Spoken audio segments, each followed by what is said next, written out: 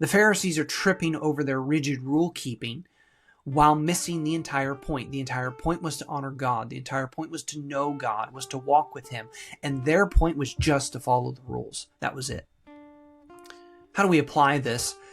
Sometimes the values of our institutions come into conflict with Christ-like values. This can happen in our churches. This can happen in our colleges. This can happen in our small groups even.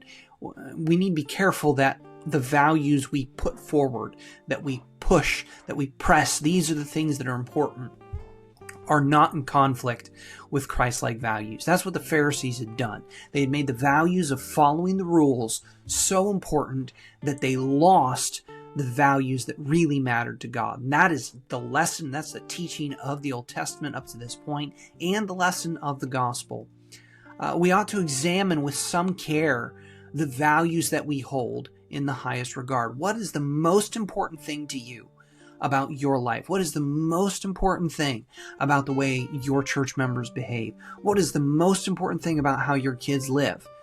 Examine those most important things and see if they match up to Jesus's values. Or are you valuing something that is different than what Christ valued? That's a critical question for us to examine.